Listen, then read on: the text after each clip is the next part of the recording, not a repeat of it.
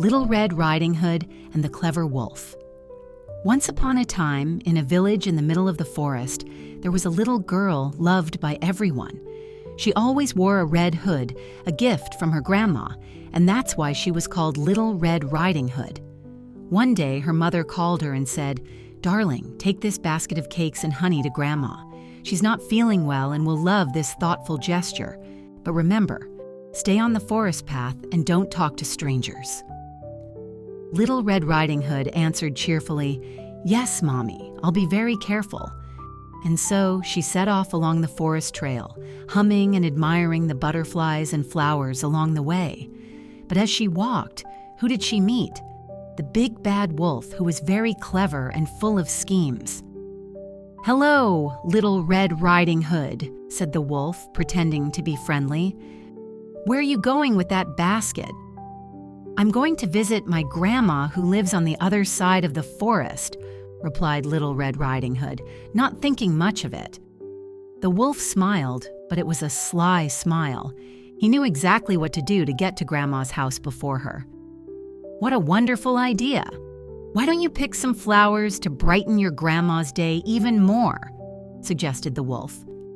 Little Red Riding Hood thought it was such a good idea that she stopped to pick a beautiful bouquet of flowers. Meanwhile, the wolf ran through the forest, taking the quickest shortcut, and reached Grandma's house before her. When the wolf entered the little house, he said, "Grandma, it's me, Little Red Riding Hood." Grandma, who was resting, replied, "Come in, my dear. The door is open." The wolf then put Grandma in the wardrobe and dressed in her nightgown and cap. He lay down in bed and waited for Little Red Riding Hood.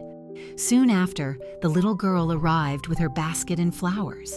When she entered, she thought Grandma looked a little different.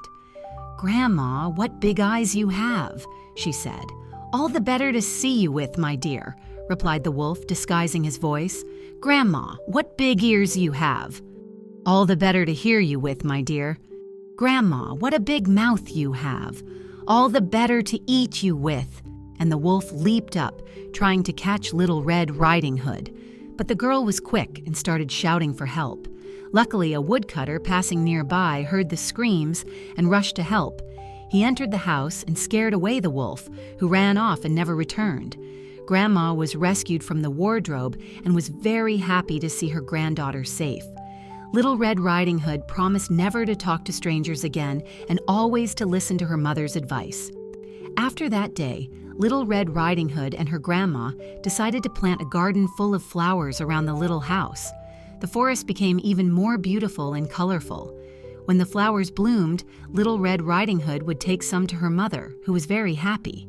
Grandma also started making teas with the herbs they planted together. Each visit was a celebration full of joy and love.